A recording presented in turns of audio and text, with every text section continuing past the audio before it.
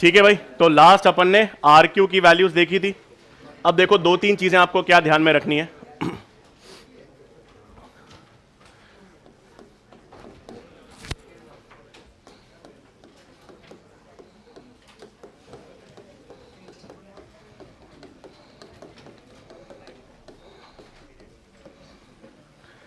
ठीक है, अब हमारे पास एक पाथवे आता है जिसको हम क्या कहते हैं, पेंटोस फॉस्फेट पाथवे या पीपीपी, या इसको हम कहते हैं हेक्सोस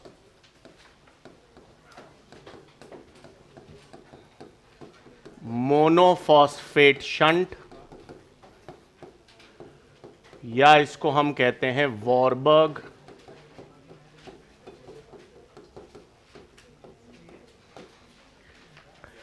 ठीक है, तो अब हमारे पास पेंटोस फॉस्फेट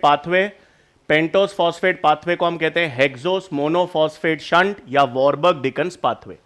अब इसमें क्या ध्यान में रखना है, ये अभी करंट एनसीईआरटी में नहीं है, पुरानी एनसीईआरटी का टॉपिक है। पेंटोस का मतलब बेसिकली 5 कार्बन शुगर है। ग्लूकोज कितना कार्बन होता है, 6 कार्बन। तो पेंटोस फॉस्फेट पाथवे एक ऐसा प्रोसेस है जिसमें 6 कार्बन की जो शुगर है, 6 कार्बन की शुगर है, उसको हम 5 कार्बन शुगर में कन्वर्ट करते हैं। अब पहला सवाल यह है कि 6 कार्बन शुगर तो हमको एनर्जी दे रही है, 5 कार्बन शुगर में आप बदलना क्यों चाहोगे 6 कार्बन शुगर को? 5 कार्बन शुगर का क्या सिग्निफिकेंस है बॉडी में? शाबाश, पेंटोस शुगर ही डीएनए बनाती है, आरएनए बनाती है। ये एफएडी एफएमएन कोएंजाइम्स बनाने में सब में कौन सी शुगर चाहिए? 5 कार्बन। तो अगर आपके सिस्टम को या किसी भी प्लांट सिस्टम को 5 कार्बन शुगर बनाने की जरूरत पड़ती है तो वो कौन सा प्रोसेस दर्शाएगा? Pentose phosphate pathway. इसमें हम कर क्या रहे हैं, 6 कार्बन शुगर्स को किस में कन्वर्ट कर रहे हैं? 5 कार्बन शुगर्स में। 6 कार्बन शुगर्स को किस में कन्वर्ट कर रहे हैं? 5 कार्बन शुगर्स में। अब क्या होता है देखो, वही 6 कार्बन शुगर ग्लूकोज है, तो ग्लूकोज 6 फॉस्फेट बनता है। ग्लूकोज 6 फॉस्फेट से बनता है 6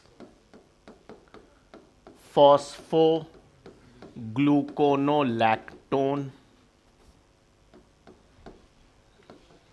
फिर बनता है 6 फॉस्फोग्लूकोनिक एसिड, और फिर हमारे पास बन जाता है 5 कार्बन राइब्यूलोस 5 फॉस्फेट। ठीक है, मतलब देखो अब पूरा सीक्वेंस आप भले ही याद मत रखो, क्या इंपॉर्टेंट चीज है, पेंटोस फॉस्फेट पाथवे का सिग्निफिकेंस हमको समझ आ गया। क्यों हो रहा है पेंटोस फॉस्फेट पाथवे? कि हम लोग 6 कार्बन शुगर को किस में बदलना चाह रहे हैं? 5 कार्बन शुगर में। और 5 कार्बन शुगर में बनने का फायदा यह है कि डीएनए आरएनए का सिंथेसिस करना हो तो क्या चाहिए? 5 कार्बन शुगर। अब ये स्टेप्स है, अब इन स्टेप्स में काम की चीज क्या है? जो पहला स्टेप है कौन सा? ग्लूकोज 6 फॉस्फेट से 6 फॉस्फोनोग्लूकोनोलैक्टोन। इसमें एक इंपॉर्टेंट एंजाइम काम करती है, ग्लूकोज 6 फॉस्फेट डिहाइड्रोजिनेस। ये एंजाइम इंपॉर्टेंट क्यों है? हमने जेनेटिक्स पढ़ा था, एक्स लिंक्ड रिसेसिव डिसऑर्डर्स पढ़े थे 4, याद है? एक्स लिंक्ड रिसेसिव डिसऑर्डर्स में 3 एनसीईआरटी में, चौथा नहीं है। Haemophilia, X linked recessive disorder, colour blindness, muscular dystrophy जो ह्यूमन फिजियोलॉजी में दे रखा है, और चौथा होता है ग्लूकोज 6 फॉस्फेट डिहाइड्रोजिनेस डेफिशिएंसी। तो ये एक इंपॉर्टेंट, देखो हर बार इस एंजाइम को हम पढ़ते हैं ना तो बाय डिफॉल्ट लगता है ये ग्लाइकोलिसिस की एंजाइम है, लेकिन ये ग्लाइकोलिसिस की एंजाइम नहीं है। किसकी है? पेंटोस फॉस्फेट पाथवे की सबसे इंपॉर्टेंट एंजाइम कौन सी है? Glucose 6 phosphate dehydrogenase. पहला याद रखना है। दूसरा, अब ये भले ही आप पूरा सीक्वेंस याद मत रखो, इसमें यहां पर आपको पता होना चाहिए NADP से बनता है NADPH, और ये सब 6 कार्बन शुगर है और हम बना क्या रहे हैं? 5 कार्बन शुगर। तो ऑब्वियस सी बात है क्या होगा? तो पेंटोस फॉस्फेट पाथवे में आपको 4 चीजें ध्यान में रखनी है। पहली चीज आपको ध्यान में रखनी है, पेंटोस फॉस्फेट पाथवे क्यों हो रहा है? 6 कार्बन शुगर को 5 कार्बन शुगर में बदलने के लिए हो रहा है, और 5 कार्बन शुगर आपको सिंथेसिस के लिए चाहिए। दूसरा आपको ध्यान में रखना है, इसकी सबसे इंपॉर्टेंट एंजाइम कौन सी है? Glucose 6 phosphate dehydrogenase. तीसरी चीज आपको ध्यान में रखनी है, पेंटोस फॉस्फेट पाथवे में कुल ऑक्सीडेशन कितने होंगे और डी कार्बोक्सिलेशन कितने होंगे। डी कार्बोक्सिलेशन तो एक पहले स्टेप में ऑक्सीडेशन हो रहा है, इसलिए कोएंजाइम रिड्यूस हो रही है, और दूसरा देखो लैक्टोन कीटोन से एसिड बनता है, ऑक्सीडेशन। तो पेंटोस फॉस्फेट पाथवे में आपको याद रखना है a total of 2 oxidations occur and 1 D carboxylation. और हाँ, नहीं, यहां पर NADPH नहीं बनता है, यहां पर एक वो रिड्यूस कोएंजाइम बनती है। देखो एक और चीज, चलो यहां पे सिर्फ आपके इंफॉर्मेशन के लिए बता रहा हूं, नीट में नहीं पूछ रहा। NAD से बनता है, अपन ने बार बार ये बनाया और बार बार ये टर्म भी आपने बोला कि सर ये भी,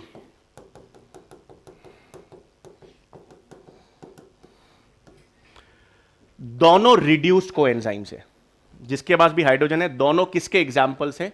रिड्यूस्ड कोएंजाइम्स हैं। दोनों के स्ट्रक्चर में एक छोटा सा फर्क है फॉस्फेट का, स्ट्रक्चरली लगभग एक जैसे हैं और स्ट्रक्चरली भी एक जैसे हैं, और इन दोनों में एनर्जी भी लगभग सेम होती है। मतलब अपन NADH को कंप्लीटली ऑक्सीडाइज करते हैं ETC में तो कितने ATP मिलते थे? 3। NADPH से भी कितने मिलते हैं? 3।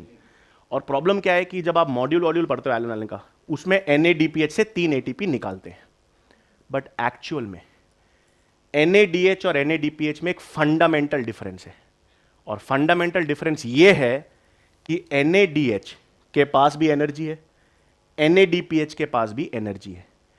NADH बोलता है मेरे अंदर जो एनर्जी है, मैं ETC में जाकर ऑक्सीडाइज होऊंगा और ऑक्सीडाइज होकर मेरे से 3 ATP निकाल लेना।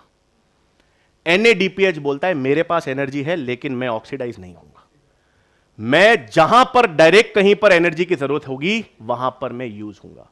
इसका मतलब फैटी एसिड्स बनते हैं हमारे शरीर में, किससे बनते हैं?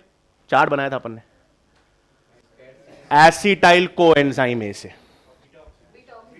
वो टूटता है, बनेगा भी हम देखेंगे एसिटाइल कोएंजाइम ए से।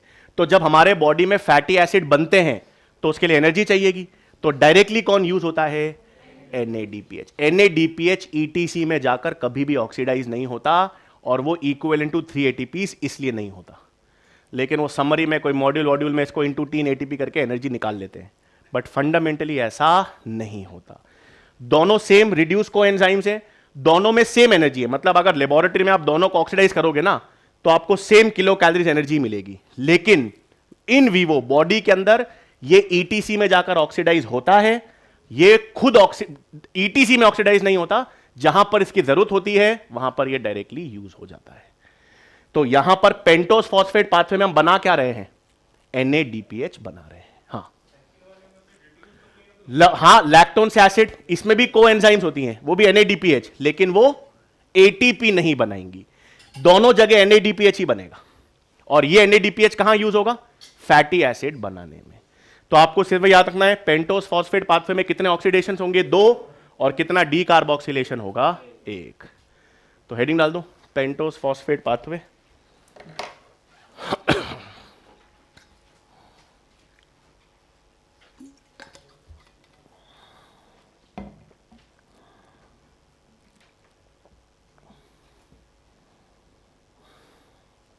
पेंटोस फॉस्फेट पाथवे, या जिसको हम हेक्सोस मोनोफॉस्फेट शंट या वॉबर्ग डिकन्स पाथवे भी कहते हैं।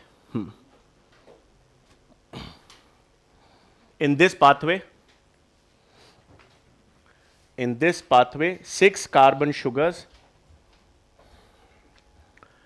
in this pathway 6 carbon sugars are converted into 5 carbon sugars. 6 carbon sugars are converted into 5 carbon sugars.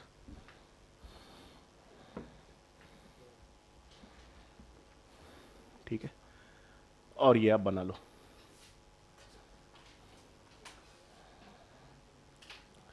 कोई फर्क नहीं पड़ रहा ये सारे स्टेप्स याद है या नहीं, इतना याद रखना, 2 ऑक्सीडेशन होंगे, एक डी कार्बोक्सिलेशन होगा, और इंपॉर्टेंट एंजाइम कौन सी है? Glucose 6 phosphate dehydrogenase. क्योंकि हेक्सो शंट का मतलब है 6 कार्बन शुगर जो है, अब वो कन्वर्ट किस में हो गई? 5 कार्बन, वो 6 कार्बन पाथवे नहीं बना, नहीं रहा।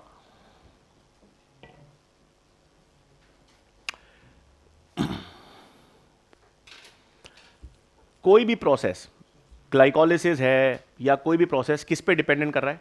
एनर्जी रिक्वायरमेंट पर। ये एक ऐसा सिस्टम है जो एनर्जी पे, जो एनर्जी के लिए नहीं हो रहा, किस लिए हो रहा है? बायोसिंथेसिस के लिए हो रहा है, इसलिए।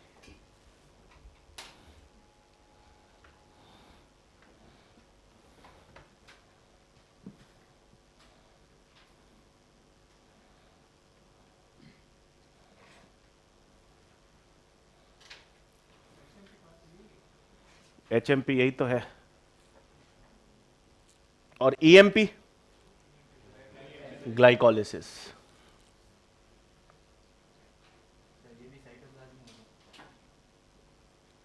हाँ, अब बताए आरबीसी जो है ना, red blood cells, red blood cells में 2 ही प्रोसेस होते हैं, क्योंकि आरबीसी से माइटोकॉन्ड्रिया तो है नहीं, आरबीसी में केवल क्या है? साइटोप्लाज्म। तो आरबीसी में 2 ही प्रोसेस होते हैं, एक ग्लाइकोलिसिस और एक पेंटोस फॉस्फेट पाथवे। तभी आपको याद है अपन ने देखा था इस एंजाइम की डेफिशिएंसी से कौन से सेल्स फट जाते हैं? आरबीसीज।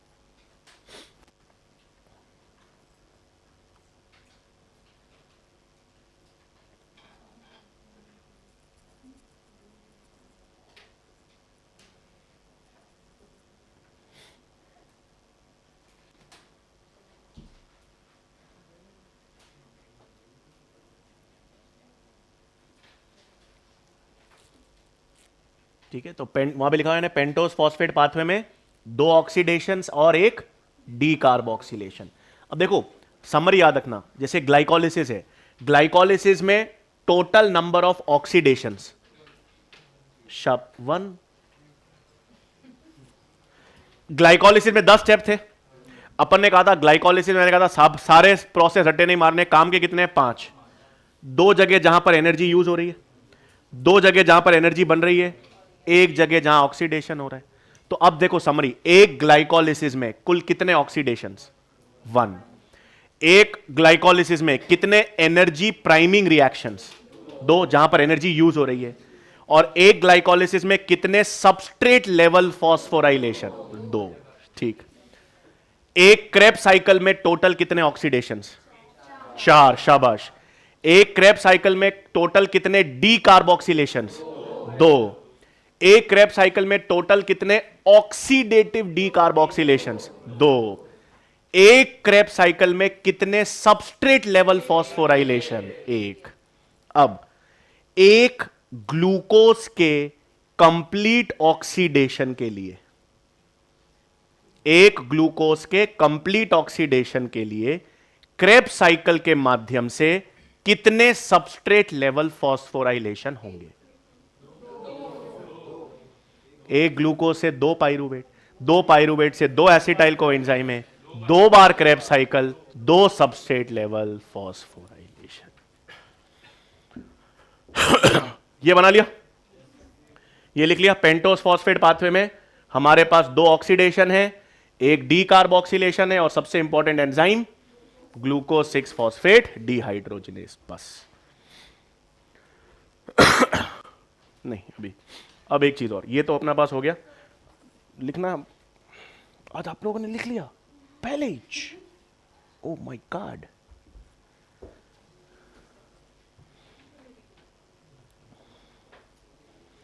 ठीक है, अब यहां पर हेडिंग डाल देंगे फैटी एसिड मेटाबॉलिज्म।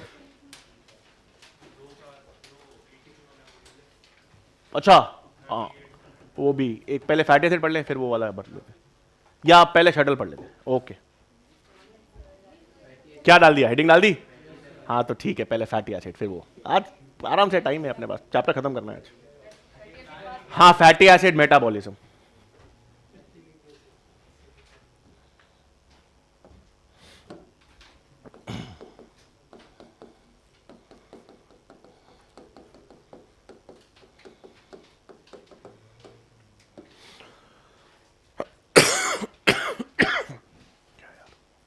अच्छा, अब ध्यान पे, अब मैं फैटी एसिड मेटाबॉलिज्म की बात कर रहा हूं, तो मतलब मेरे पास बेसिकली लिपिड्स होंगे, लिपिड्स कह दो, फैट्स कह दो, एक ही बात है। अब लिपिड्स या फैट्स का ब्रेकडाउन होता है, और लिपिड्स और फैट्स का ब्रेकडाउन किस में होता है? फैटी एसिड और ग्लिसरॉल में। इस प्रोसेस को क्या कहते हैं? ऑब्वियस ही बात है, लिपिड का ब्रेकडाउन हो रहा है।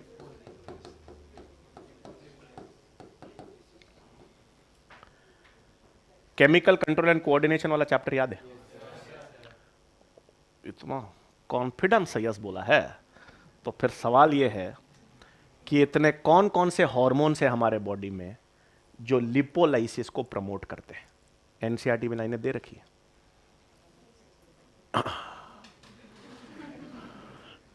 यस तो आपने बहुत ठीक है, कौन कौन से हार्मोन्स हैं जो लिपोलाइसिस को प्रमोट करते हैं? ऐसे नहीं, अब एग्जैक्ट स्पेसिफिकली बताना पड़ेगा, लाइनें दे रखी हैं। लाइफ सेविंग हार्मोन कौन सा होता है? Life saving cortisol, life saving hormone. हां, इमरजेंसी कंडीशंस में you need adrenaline. Life saving hormone, आपको, आप तनाव में, स्ट्रेस में हो, खतरे में हो, या आप ऐसे गिर गए, कोई चोट लग गई, दर्द नहीं होता, दर्द शॉक में आदमी चला जाता है, तो उसमें कौन काम करता है? कॉर्टिसोल। और कॉर्टिसोल किस तरह का हार्मोन है? मिनरल कॉर्टिकॉइड, ग्लूकोकॉर्टिकॉइड या सेक्स कॉर्टिकॉइड? तीनों नहीं। हां, एड्रिनल कॉर्टेक्स से तीनों निकलते हैं, but cortisol is an example of glucocorticoid. अब ग्लूकोकॉर्टिकॉइड तो ऑब्वियस ही बात है, ग्लूको मतलब शुगर बनाता है, तो शुगर बनाने, ग्लूकोज को नए तरीके से बनाने को क्या कहते हैं? ग्लूकोनियोजेनेसिस। और किसको प्रमोट करता है? लिपोलाइसिस। तो कॉर्टिसोल और ग्रोथ हार्मोन, ये दो हार्मोन्स हैं जो किसको प्रमोट करते हैं? अब वहां पढ़ेंगे हार्मोन्स में, अब याद देखो, या तो याद होगा फ्लुसेंट, हाँ तो बीच में मतलब, क्योंकि ये टर्म है लिपोलाइसिस हमको, तो यहां पर अभी खैर लिपिड्स या फैट्स किस में टूटा? लिपोलाइसिस। किस में टूटा? फैटी एसिड और ग्लिसरॉल। अब फेट क्या क्या है देखो, ग्लिसरॉल क्या करता है? नहीं, मैं कर तो यही रहा था, लेकिन ये प्रॉब्लम, हाँ चलो, अब ग्लिसरॉल का क्या होता है? ग्लिसरॉल नए तरीके से ग्लूकोज बनाता है, और जब glycerol is a non carbohydrate, non carbohydrate glucose बनाता है,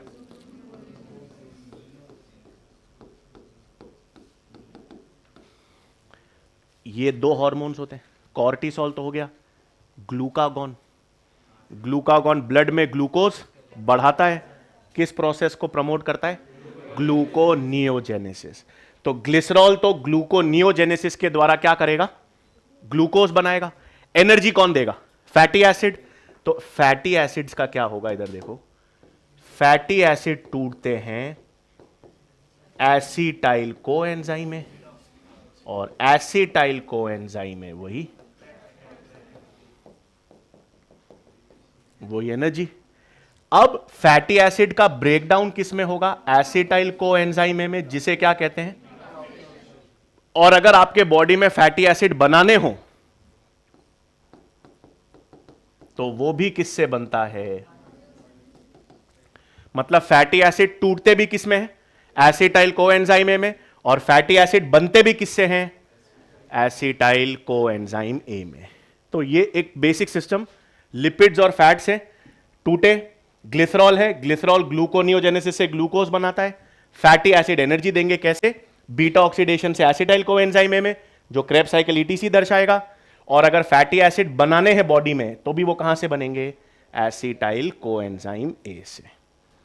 बना लो ये, फिर अपन देखते हैं एसिटाइल कोएंजाइम में कितना कार्बन होता है? 2।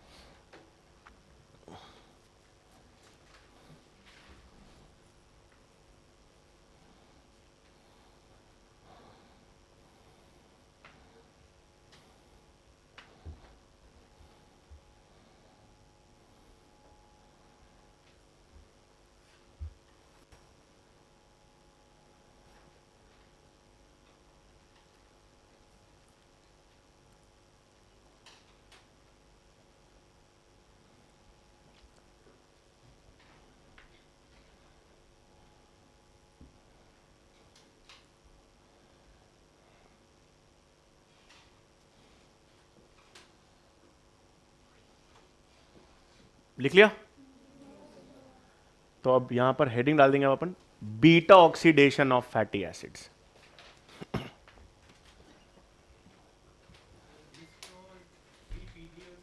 हाँ, ग्लूकोनियोजेनेसिस कहते हैं उसको।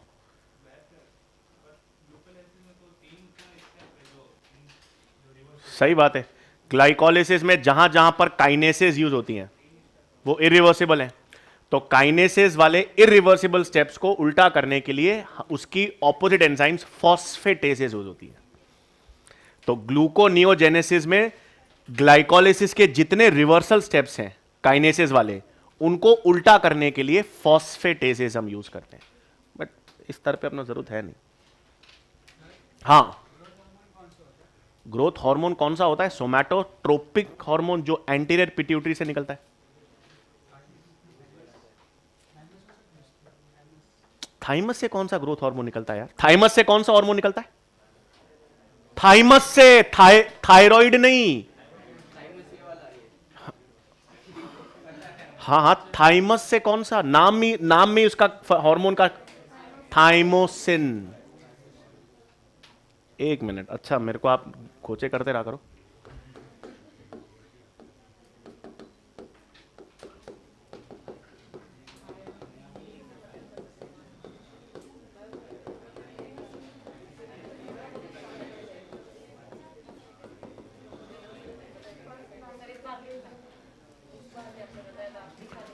फर्क, फर्स्ट, शाबाश शाबाश,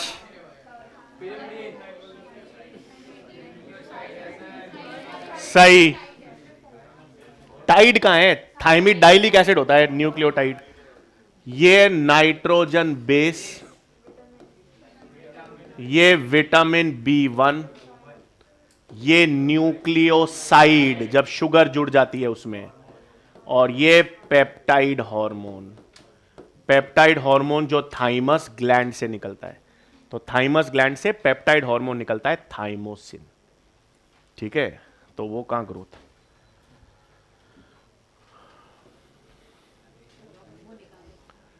अब क्या ये तो हो गया?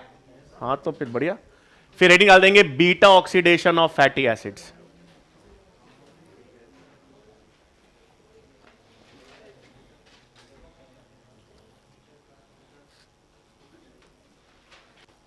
ठीक है,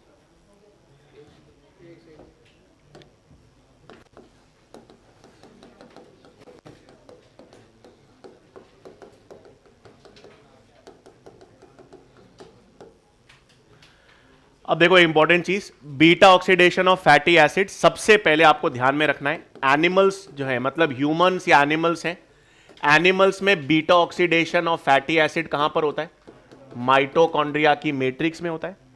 और प्लांट्स की हम बात करें तो प्लांट्स में मेनली किस में होता है? पैरोक्सिसोम्स में। लेकिन कुछ स्पेशल केसेस में जर्मिनेटिंग सीड्स की हम बात करें तो जर्मिनेटिंग सीड्स में आपके पास glyoxysomes nothing, they are modified peroxisomes, तो एक ही बात है।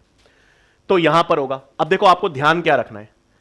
फॉर एग्जाम्पल मैंने आपसे कहा एक फैटी एसिड है और फैटी एसिड में मैंने कहा n number of carbon atoms है, मतलब 10 कार्बन का फैटी एसिड हो सकता है, 12 कार्बन का, 14, 16, 18, 20। मैं बार बार इवन नंबर यूज कर रहा हूं, 10, 12, 14, 16, 18, 20। ऑड नंबर के फैटी एसिड्स होते हैं लेकिन बहुत रेयर होते हैं। और दूसरा, अगर कोई ऑड नंबर का फैटी एसिड है तो उसके ऑक्सीडेशन से कितने एटीपी मिलेंगे आप नहीं निकाल सकते। कारण भी अभी आ जाएगा क्यों नहीं निकाल सकते। तो मैं यहां पे बात कर रहा हूं फैटी एसिड है जिसमें n number of carbon atoms है। तो अगर मेरे पास n number of carbon atoms वाला फैटी एसिड है, उसका जब मैं बीटा ऑक्सीडेशन करूंगा तो एसिटाइल कोएंजाइम में कितने बनने चाहिए?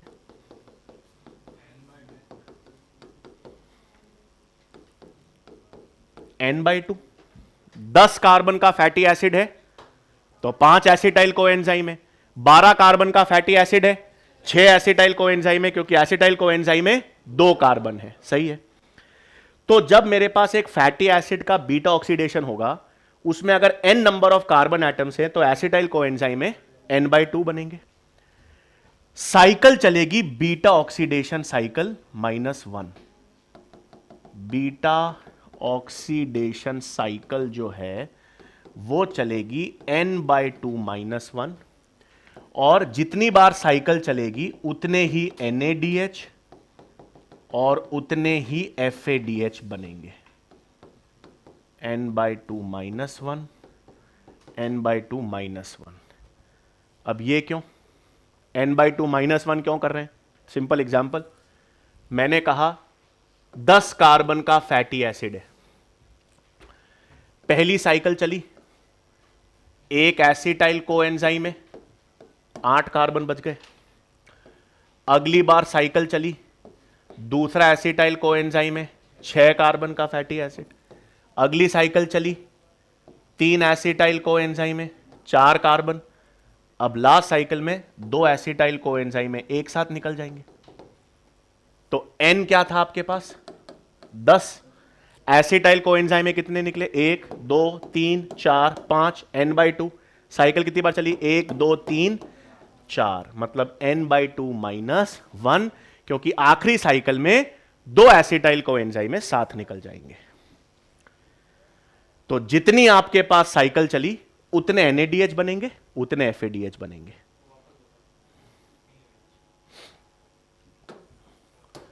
आठ कार्बन का फैटी एसिड, ठीक, पहली बार तोड़ूं उसको।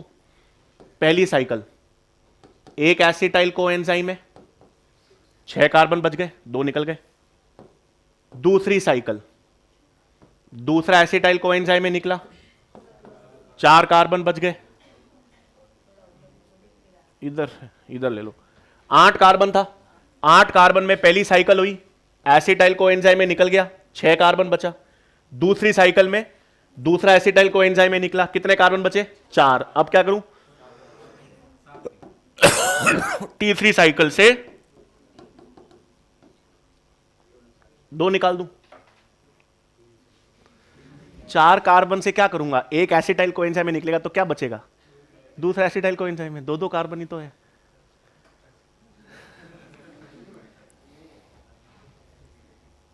ऑक्सीडेशन का प्रोडक्ट तो एसिटाइल कोएंजाइम है। तो जब 10 कार्बन का था तो एक एसिटाइल कोएंजाइम में निकला 8, फिर 6, अब 4 बच गए तो 2 एसिटाइल टुकड़े। तो 8, n क्या था? 8। एसिटाइल कोएंजाइम में कितने निकले? 4। साइकिल कितनी बार चली? सही। तो जितनी बार साइकिल चलेगी उतने में एक NADH और FADH बनेगा। अब जब आप इसका टोटल निकालोगे, इससे आप टोटल ATP निकालोगे, उसमें मेरे कहने पर अभी -2 ATP माइनस कर देना। क्यों अभी मैं बता दूंगा, लेकिन जो टोटल ATP आप निकालोगे उसमें से क्या करेंगे?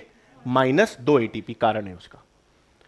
तो एक उदाहरण लेते हैं, मेरे पास एक 14 कार्बन का फैटी एसिड है और मुझे एक 14 कार्बन के फैटी एसिड का कंप्लीट ऑक्सीडेशन करना है। टोटल कितने एटीपी निकलेंगे बनाओ। 14 कार्बन फैटी एसिड के कंप्लीट ऑक्सीडेशन से 3 एटीपी, 12 एटीपी। 14 कार्बन के फैटी एसिड का मुझे कंप्लीट ऑक्सीडेशन करना है। कंप्लीट ऑक्सीडेशन से कुल कितने एनर्जी निकलेगी? 28। 28। अब मैं एक चीज बोलूं आपको, साइंस और बायोलॉजी मतलब बहुत बेसिक, मतलब आप हमेशा है ना एक लॉजिकल स्टेप्स आप सोच सकते हो। दो चीजें, जब आप किसी भी फैटी एसिड से 28 अगर आपने आंसर निकाला है तो पहले गो बैक एंड पहले तो सोचो कि ग्लूकोज कार्बोहाइड्रेट था, फैटी एसिड फैट है, दोनों में से ज्यादा एनर्जी कौन देता है? फैट ही देगा। ग्लूकोज से 36-38 निकल रही है, इससे 28 ही निकलेगी, मतलब कम से कम 36-38 से तो ज्यादा ही निकलेगी। दूसरा लॉजिक, ग्लूकोज 6 कार्बन का है, 14 कार्बन का है, 28 ही देगा। मैं n/2 - 1 NaDH को आपने इंटू 3 कर दिया होगा, FADH को आपने इंटू 2 कर दिया होगा, एसिटाइल कोएंजाइम में इंटू 12 किया ही नहीं होगा।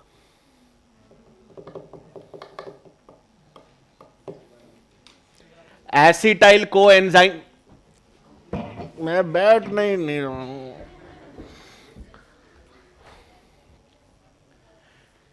इसको एसिटाइल कोएंजाइम को ऐसे बना के सजा दोगे, बस सिस्टम ऐसा बन गया, हा जीवन में कुछ चाहिए ही नहीं, नहीं ना। क्या करेगा ये एसिटाइल कोएंजाइम में? क्या करेगा? तो कंप्लीट ऑक्सीडेशन में तो लोगे ना, तो एक एसिटाइल कोएंजाइम में से 12 एटीपी नहीं बनता क्रेब्स साइकिल में। हाँ,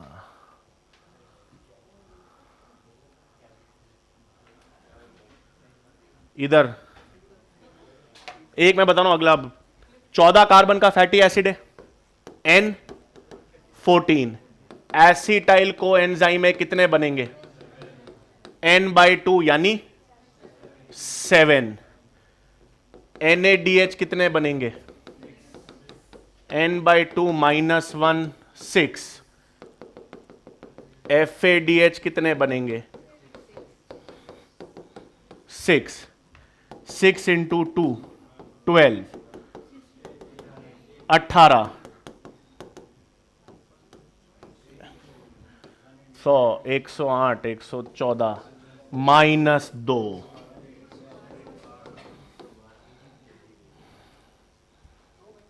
बताऊंगा अभी, मैंने कहा था माइनस, अभी क्लिक कर देना, क्यों मैं बताऊंगा 1 मिनट। अब इस बेसिस पर, क्योंकि एक पुराना सवाल था, मतलब जब नीट नहीं था, AIPMT था, तो पामेटिक एसिड का सवाल था। पामेटिक एसिड बायोमोलिक्यूल्स में दे रखा है, कितना कार्बन है? 16 कार्बन का फैटी एसिड है, बिना गलती के निकाल दो टोटल एटीपी।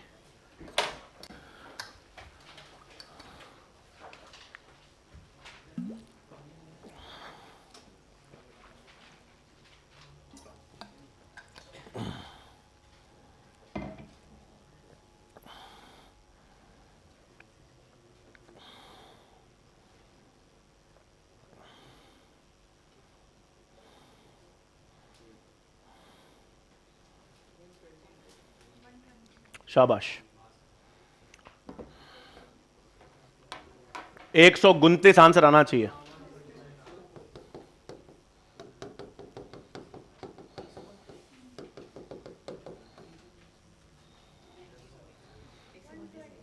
वन 129। हाँ, तो आप गलत करोगे तो मैथमेटिक्स ही गलत है, मतलब अब कॉन्सेप्ट तो पता ही है। ठीक है, ये लिख लो। हाँ,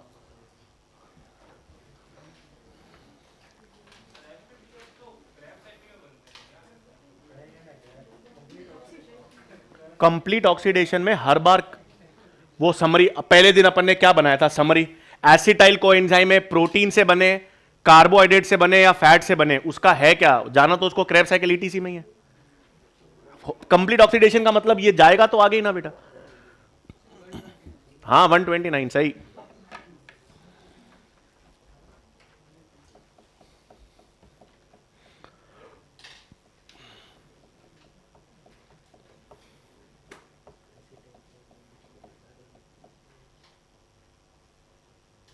हाँ हाँ हाँ हाँ हाँ हाँ हाँ हाँ हाँ, NADH कहाँ से दो? फिर तो 36 38 कैसे बनेंगे ग्लूकोज से?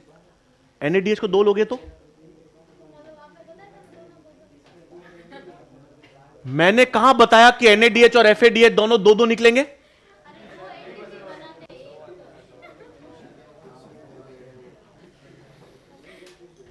NADH 3 ATP, मैंने कहा था 2.5 नया नॉमेनक्लेचर है, लेकिन 3, कॉम्प्लेक्स 1 कॉम्प्लेक्स 3 कॉम्प्लेक्स 4, और FADH के लिए कॉम्प्लेक्स 3 कॉम्प्लेक्स 4, FADH से 2, NADH से 3।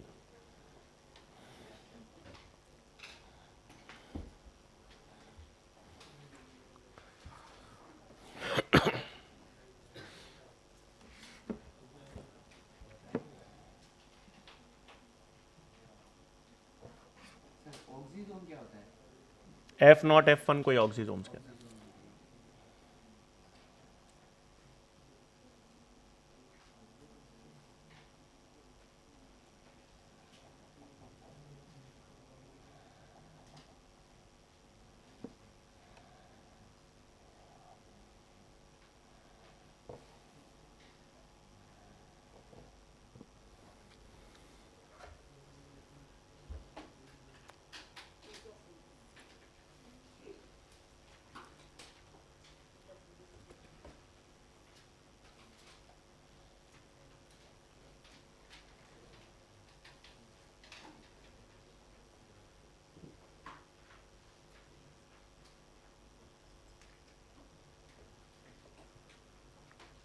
डन। अब ये 2 ATP माइनस क्यों कर रहे हैं हम लोग लास्ट में? देखो एक कारण है। ये रहा मेरे पास एक सेल, ले लेता हूं मैं, और ये सेल के अंदर माइटोकॉन्ड्रिया है।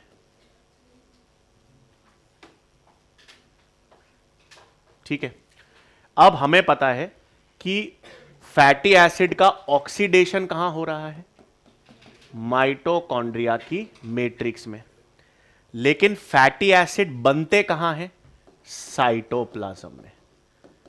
तो फैटी एसिड का सिंथेसिस कहां होता है? साइटोप्लाज्म में। और फैटी एसिड का ब्रेकडाउन या ऑक्सीडेशन कहां होता है? माइटोकॉन्ड्रिया की मैट्रिक्स में। तो इसका मतलब अगर आपको किसी भी फैटी एसिड को ऑक्सीडाइज करना है तो उसको कहां भेजना पड़ेगा? माइटोकॉन्ड्रिया की मैट्रिक्स में। और फैटी एसिड को साइटोप्लाज्म से माइटोकॉन्ड्रिया की मैट्रिक्स में भेजने के लिए कितना एटीपी खर्च होता है? 2 एटीपी। इसलिए जो हम टोटल एटीपी निकालते हैं उसमें से -2 कर देते हैं। तो फैटी एसिड बन कहां रहा है? साइटोप्लाज्म में। टूट कहां रहा है? माइटोकॉन्ड्रिया की मैट्रिक्स में।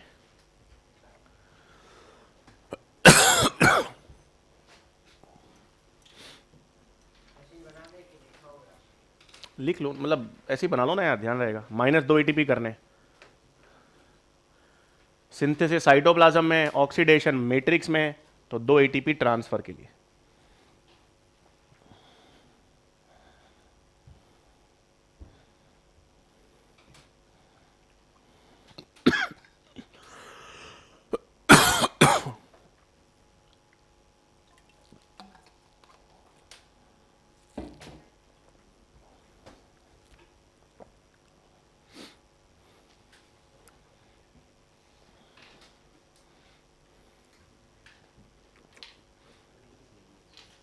ठीक है,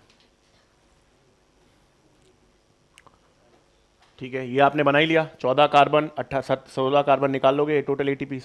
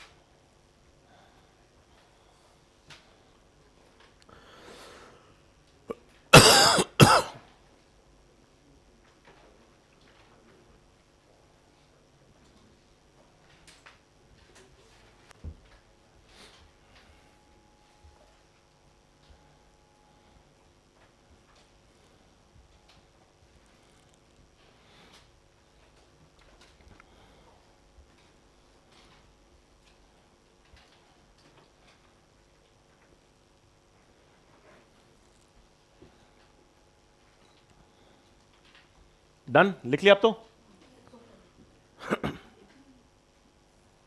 अब क्या हो गया ये, निकाल लिया ना ये तो एटीपी।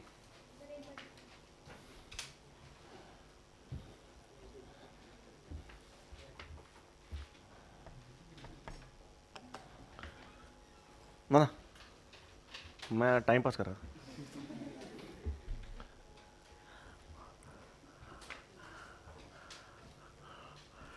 यार ये कर लोगे यार, आप लोग अपने आप करो, मैं नहीं बता रहा ये।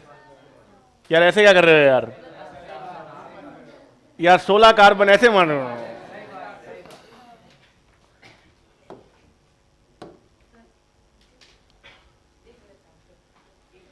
कितना कार्बन है पहले में, कार्बन कितना है?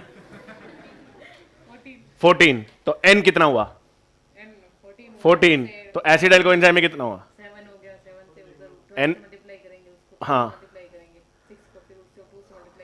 कमाल, गजब।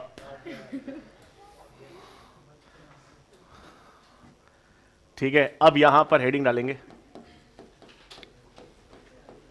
ग्लूकोनियोजेनेसिस।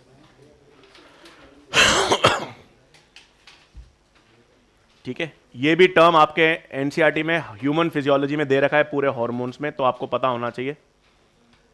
देखो वैसे तो मतलब है जेनेसिस का मतलब फॉर्मेशन, नियो मतलब नए तरीके से, ग्लूको का मतलब ग्लूकोज का। तो ग्लूकोज का नए तरीके से फॉर्मेशन। अब नया तरीका मतलब क्या होता है? ग्लूकोज कार्बोहाइड्रेट है, तो नॉन कार्बोहाइड्रेट्स। जब हमारे पास नॉन कार्बोहाइड्रेट्स, और नॉन कार्बोहाइड्रेट्स हमारे बॉडी में 3, कौन कौन से? लैक्टेट, ग्लिसरॉल और अमाइनो एसिड्स।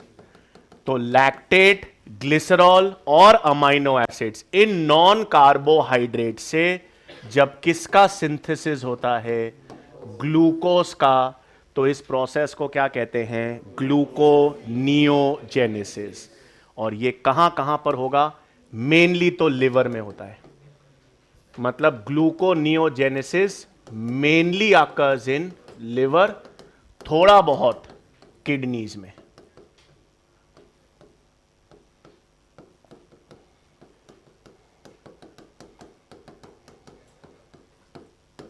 ठीक है, तो ग्लूकोनियोजेनेसिस सिंपल, पूरा भाषा की जरूरत ही नहीं है। नॉन कार्बोहाइड्रेट्स कौन कौन से? लैक्टेट, ग्लिसरॉल और अमाइनो एसिड। नॉन कार्बोहाइड्रेट से ग्लूकोज का फॉर्मेशन क्या कहलाएगा? ग्लूकोनियोजेनेसिस। कहां पे? मेनली तो लिवर में हो रहा है, थोड़ा बहुत किडनीज में भी होता है।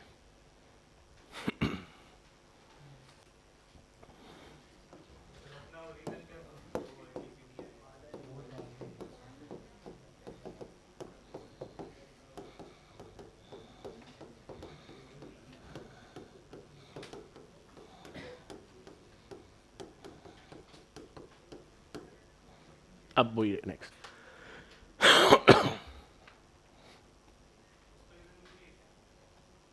उसमें भी ट्रांसपोर्ट करने में अभी आ रहा है वो, नेक्स्ट वही टॉपिक है, बस वो टॉपिक है प्लांट ब्रीदिंग। ये ग्लूकोनियोजेनेसिस आया हुआ था ना टर्म, इसलिए।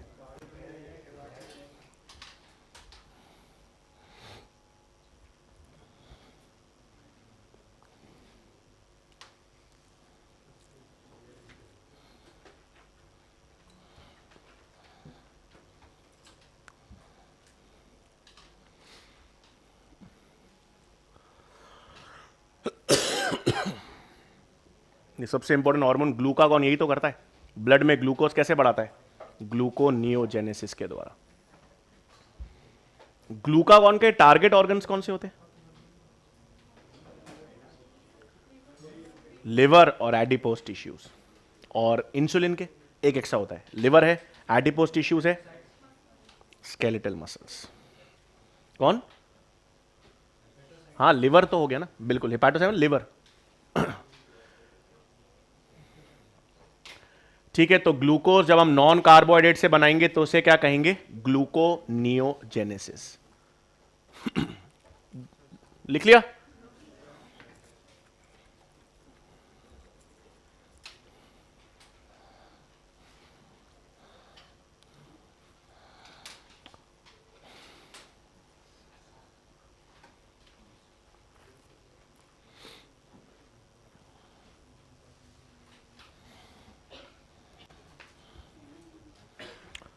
ठीक है, डन। आगे क्या करूं?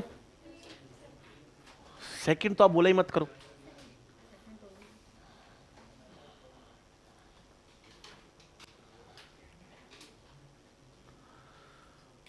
ठीक है, अब देखो, अब अपन एक पूरी समरी वापस अलग तरीके से बनाते हैं।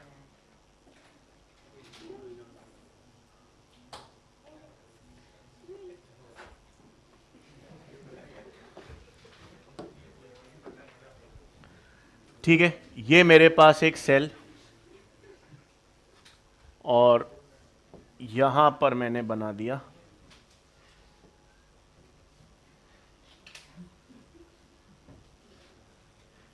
ठीक है, ये साइटोप्लाज्म है, ये माइटोकॉन्ड्रिया है, मैट्रिक्स।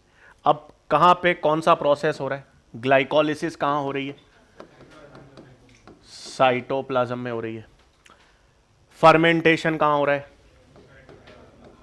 एनाएरोबिक, हमको पता है। ये मतलब ये सारे प्रोसेसेस, ग्लाइकोलिसिस साइटोप्लाज्म में, फर्मेंटेशन साइटोप्लाज्म में, लिंक रिएक्शन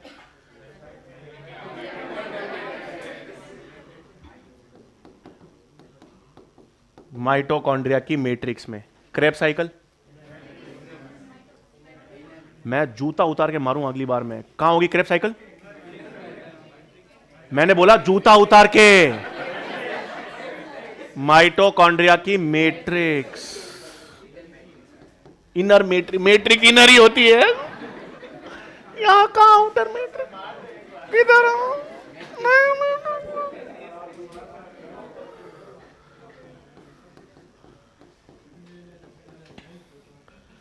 और ईटीसी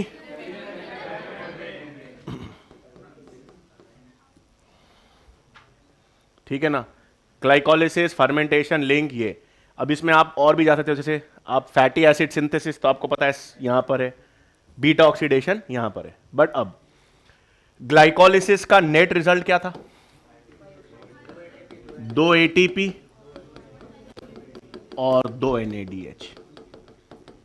ये तो 2 ATP directly substrate level phosphorylation.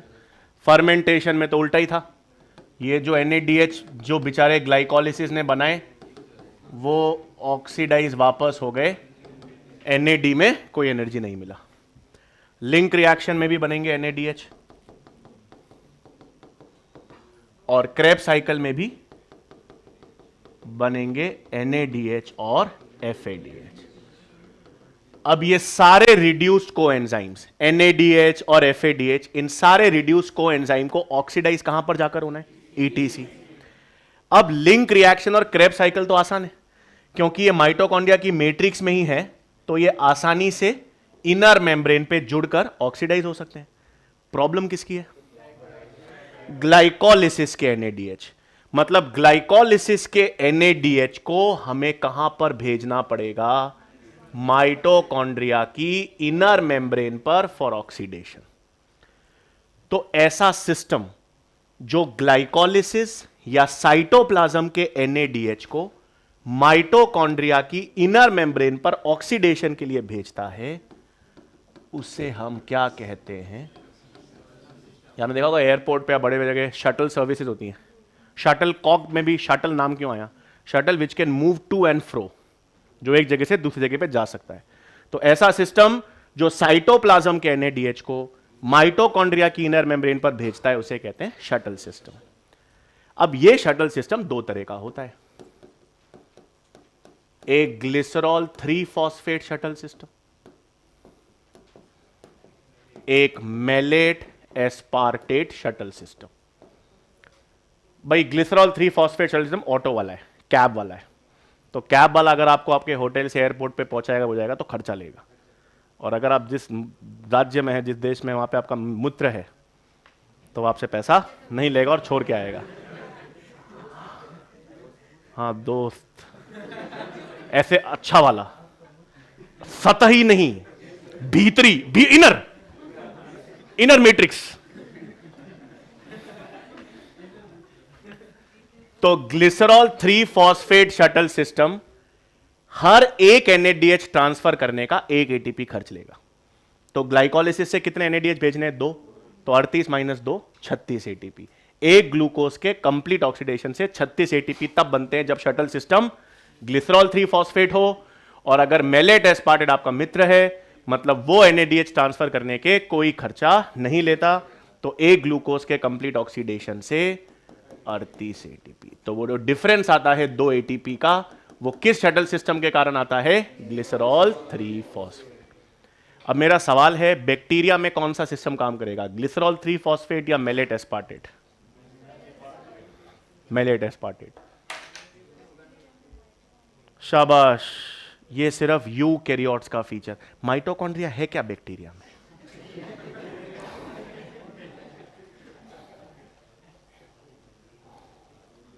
तो shuttle system is a characteristic feature of only eukaryotes. तो हेडिंग डालेंगे शटल सिस्टम। तो आप बना देना, बाद में पहले लिख लो।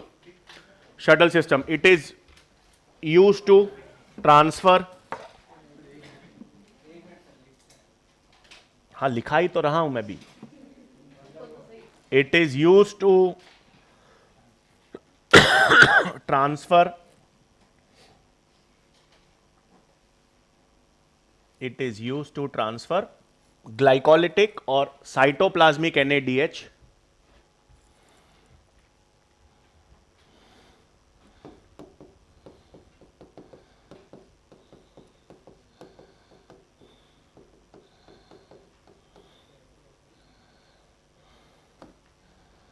it is used to transfer glycolytic or cytoplasmic NADH to the inner membrane of mitochondria for oxidation. To the inner mitochondria, to the inner membrane of mitochondria for oxidation.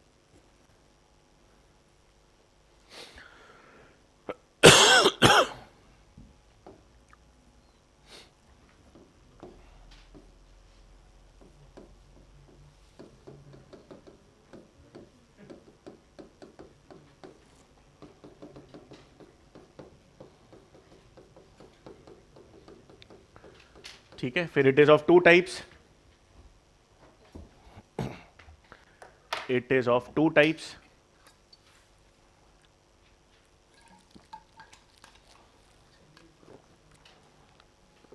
पहला glycerol 3 phosphate shuttle system,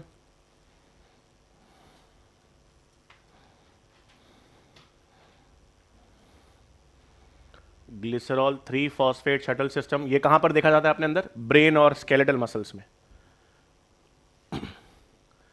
glycerol 3 phosphate shuttle system, bracket में brain and skeletal muscles.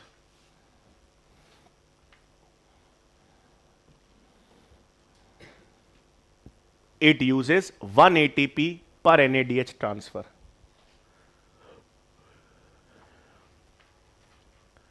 It uses 1 ATP per NADH transfer.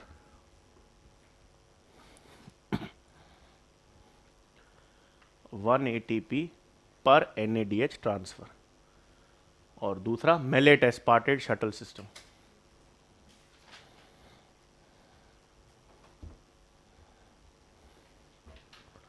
Maleate aspartate shuttle system.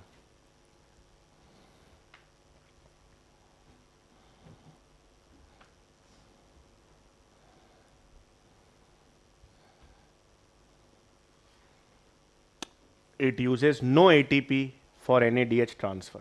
ये होता है liver में, heart और kidneys में। पहले तो मेलेट एस्पार्टेट कहां मिलेगा? लिवर, हार्ट और किडनीज में। And it uses no ATP for NADH transfer.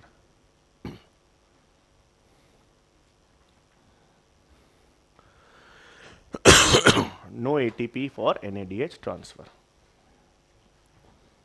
इसको बनाना चाहो तो बना लो फटाफट। लिखा हुआ है ना, लिवर, हार्ट और किडनीज। ब्रेन तो उधर हो गया, ग्लिसरॉल।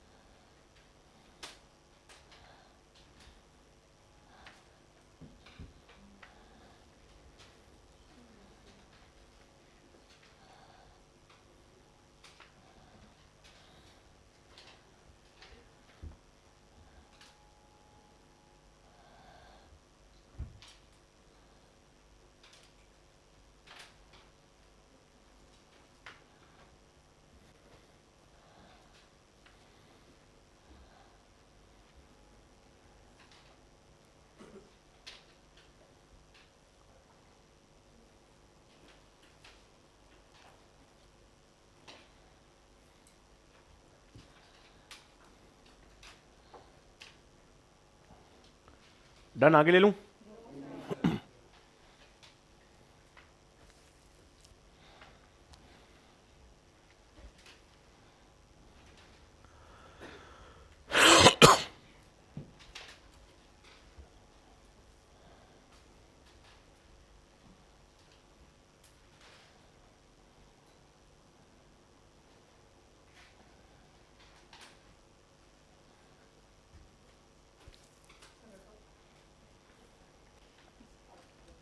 ये तो लिखा हुआ है ना, इसको वापस क्यों लिख रहे हो यार? Liver, heart, kidney.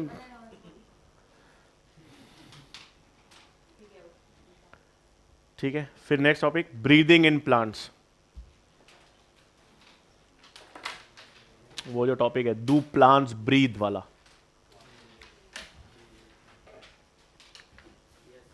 आगे ले लूं?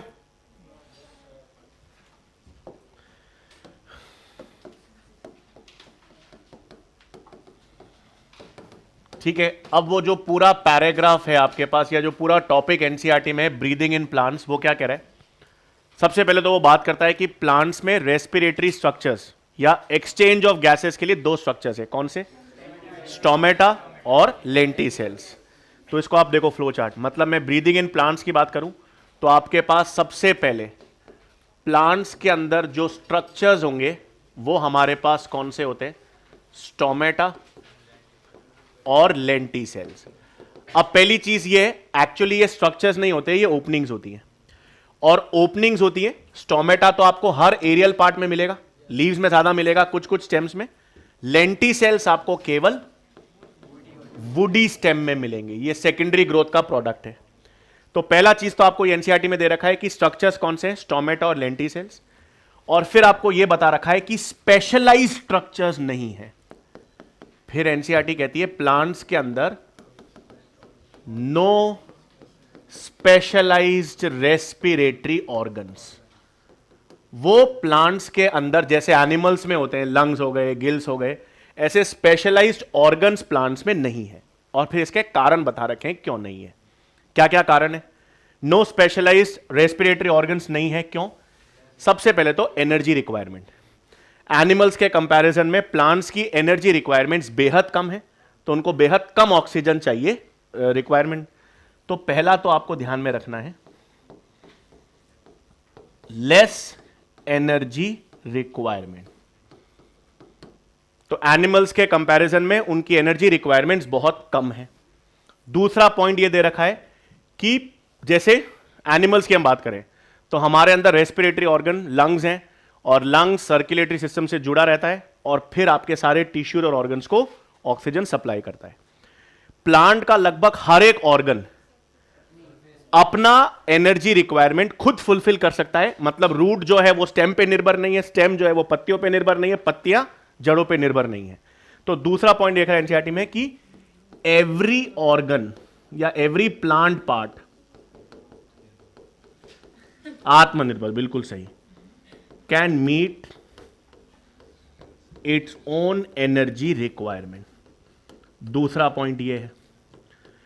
तीसरा पॉइंट ये भी दे रखा है कि ऑलमोस्ट हर प्लांट पार्ट सरफेस पर रहता है और डायरेक्ट कांटेक्ट में रहता है, डिफ्यूजन से आ जाता है। लेकिन फिर बोल रखा है लीव्स के लिए तो ये सही है, लीव्स पतली सी होती है, लीव का हर एक सेल, मीजोफिल सेल जो है वो सरफेस के क्लोज रहता है और डिफ्यूजन से गैस अपने अंदर ले लेता है। लेकिन वुडी स्टेम का क्या? इतने मोटे मोटे थिक स्टेम होते हैं। तो एनसीईआरटी ने उसके 3 कारण दे रखे हैं। पहला कारण तो दे रखा है कि उसमें लेंटिसेल्स होते हैं, छेद होते हैं। दूसरा ये दे रखा है कि भले ही थिक स्टेम हो, अंदर बहुत सारे लेयर्स हो सेल्स की, उसमें आधे ज्यादा तो डेड होते हैं। आधे ज्यादा डेड है तो उनकी एनर्जी रिक्वायरमेंट 0 हो गई। और बाकी अंदर जो सेल्स है भी वो कॉम्पैक्टली नहीं, लूजली बिखरे हुए रहते हैं। और लूजली बिखरे हुए रहते हैं तो बीच बीच में एयर स्पेस होते हैं और स्पेस से गैसेस डिफ्यूज करके जा सकती हैं। लंबे डिस्टेंसेस पे नहीं जाती। ऐसा नहीं है कि लीफ की गैस रूट तक पहुंचेगी, नहीं, लेकिन स्टेम के सरफेस पे जो डिफ्यूजन से गैस अंदर आई वो एयर स्पेसेस में रहकर हर स्टेम के सेल को तो एनर्जी रिक्वायरमेंट पूरी करवा देगी। तो क्या क्या पॉइंट आपको याद रखने? पहले तो स्ट्रक्चर ध्यान में रखने। स्पेशलाइज्ड रेस्पिरेटरी ऑर्गन्स क्यों पोज नहीं करते? स्टेटमेंट पे सवाल आएगा तो सारे स्टेटमेंट्स में प्लांट्स की एनर्जी रिक्वायरमेंट्स कम है। Every plant part can meet its own energy requirement. फिर आपको यहां पर ध्यान में रखना है, मैं इधर तीसरा पॉइंट यहां ले लिया या इसको मैंने, एक मिनट, नहीं,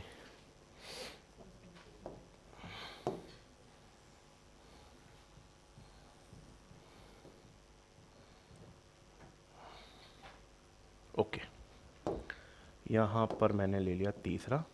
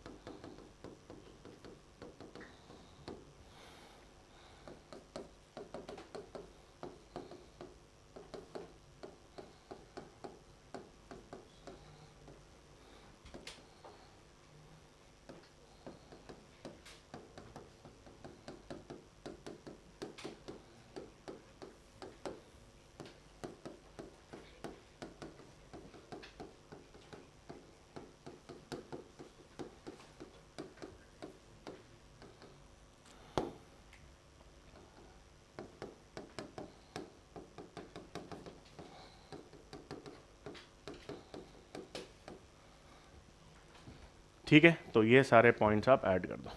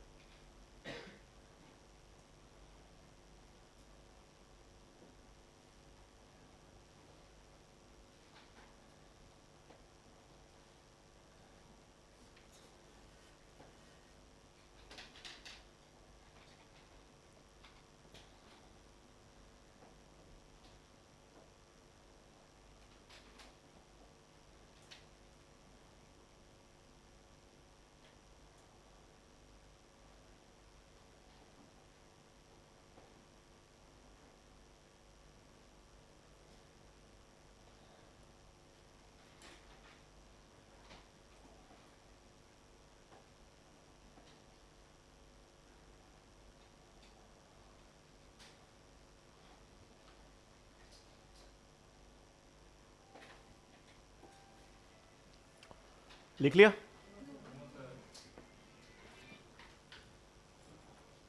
जरूरी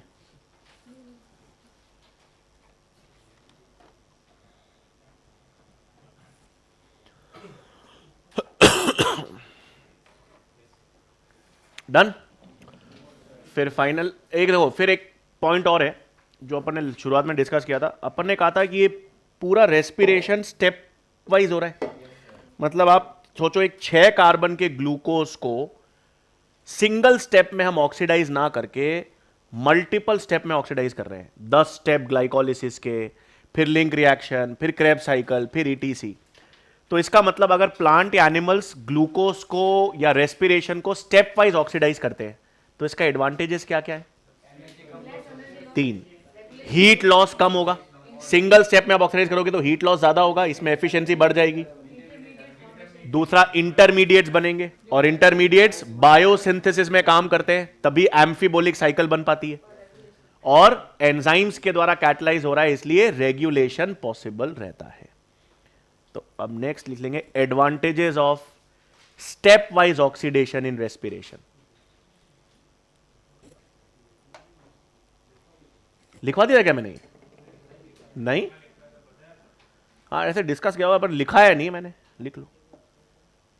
advantages of stepwise oxidation in respiration.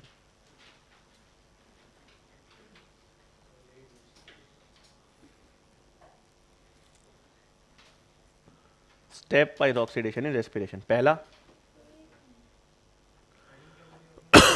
Advantages of stepwise oxidation in respiration. नहीं रखा हुआ इसको।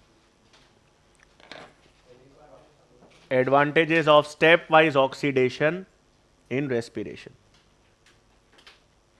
पहला heat loss is less, heat loss is less and hence efficiency is more.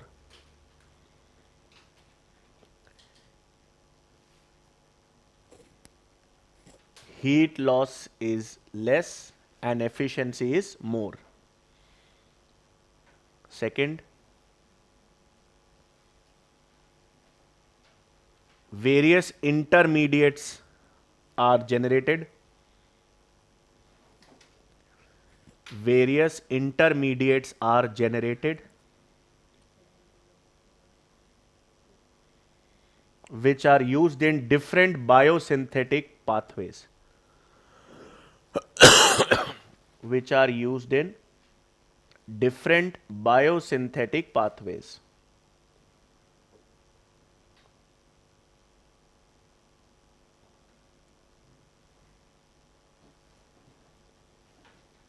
और तीसरा, रेगुलेशन इज पॉसिबल।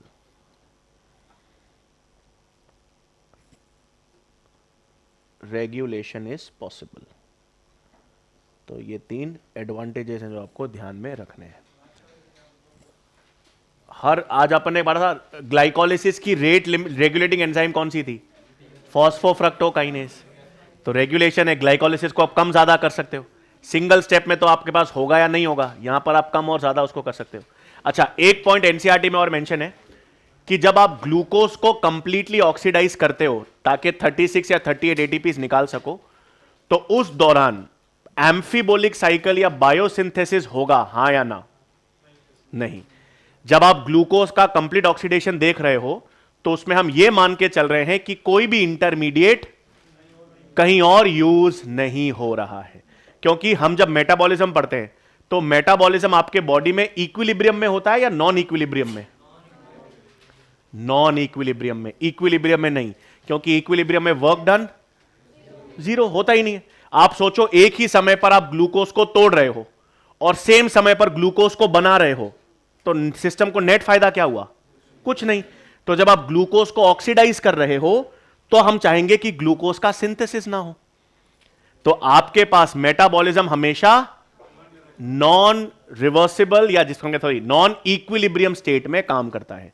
अगर कोई बायोसिंथेसिस हो रहा है तो उस समय ऑक्सीडेशन नहीं होना चाहिए, अगर ऑक्सीडेशन हो रहा है तो उस समय बायोसिंथेसिस नहीं होना चाहिए।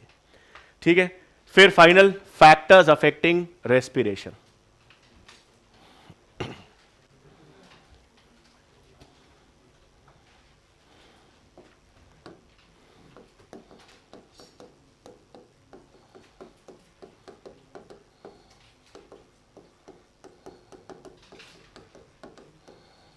अब देखो, इसमें बहुत तीन आपको याद रखने फैक्टर्स अफेक्टिंग रेस्पिरेशन में: temperatures,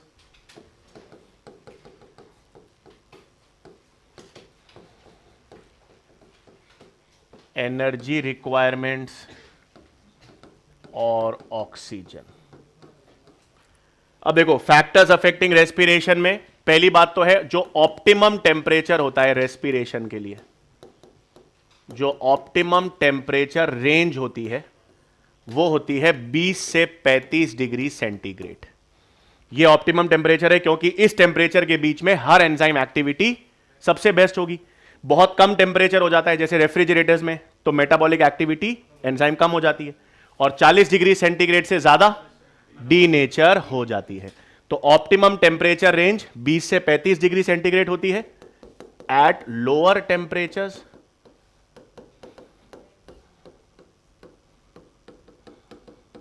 enzyme activity reduces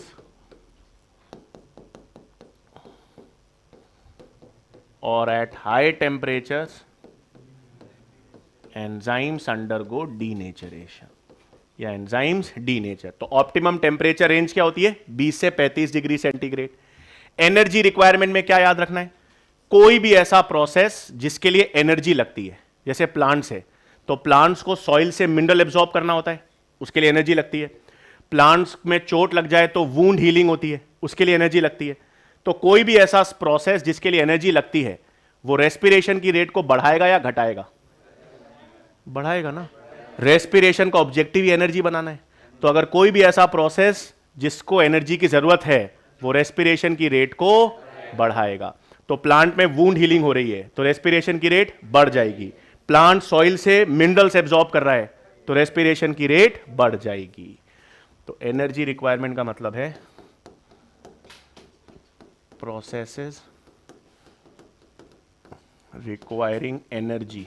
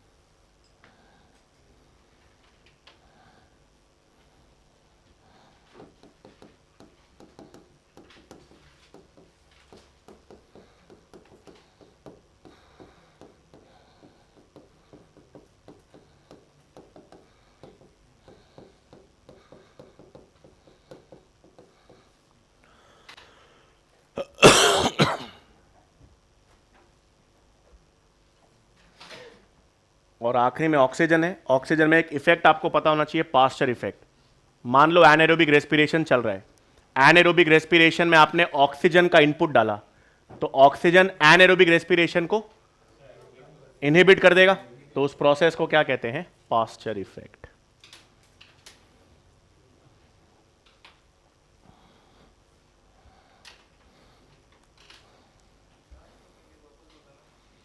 एनाएरोबिक respiration में अगर आप ऑक्सीजन को डाल दोगे तो ऑक्सीजन की प्रेजेंस के कारण एनाएरोबिक रेस्पिरेशन पर क्या इफेक्ट होगा? रुक जाएगी, इनहिबिटरी इफेक्ट, उसे पास्चर इफेक्ट कहते हैं।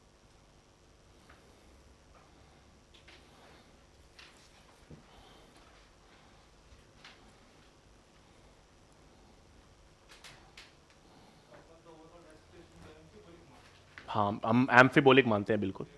नहीं, फिर ये सारे प्रोसेसेस का इफेक्ट सिर्फ एनर्जी, सिर्फ इसको हम कैटाबॉलिक मान रहे हैं क्योंकि ये फैक्टर्स पुराने हैं। यहां पर वो एम्फिबोलिक नहीं लेके चल सकते।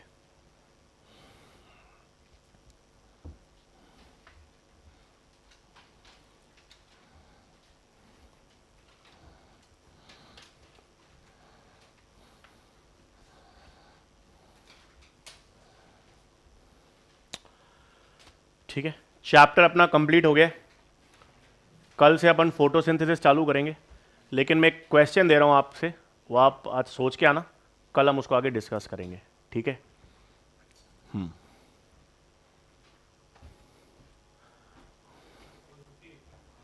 कल की छुट्टी है तो दशहरा है तो शाम को होगा। तो ठीक है, क्वेश्चन सुन लो, क्या दे रहा हूं, लास्ट बार देख लो, फिर क्वेश्चन दे रहा हूं।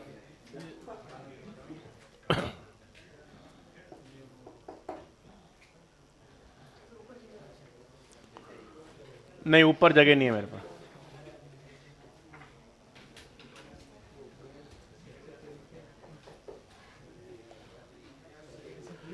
ठीक है, अब क्वेश्चन सुन लो। एक मिनट, क्वेश्चन दे रहा हूं।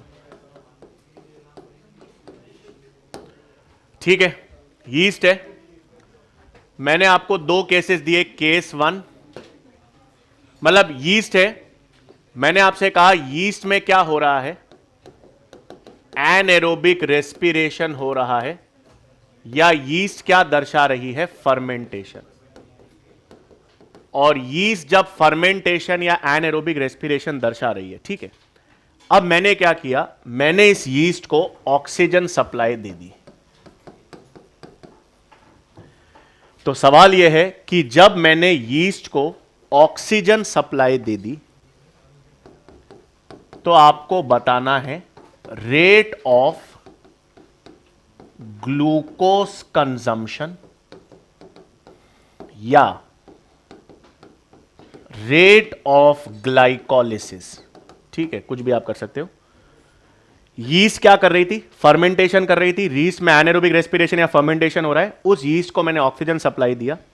ऑक्सीजन सप्लाई देने पर आपको यह बताना है यीस्ट में रेट ऑफ ग्लूकोज कंजम्पशन या रेट ऑफ ग्लाइकोलिसिस बढ़ेगा, घटेगा या सेम रहेगा। क्यों या क्यों नहीं, आप मुझे सोच के कल बताना, फिर हम नया चैप्टर चालू करेंगे।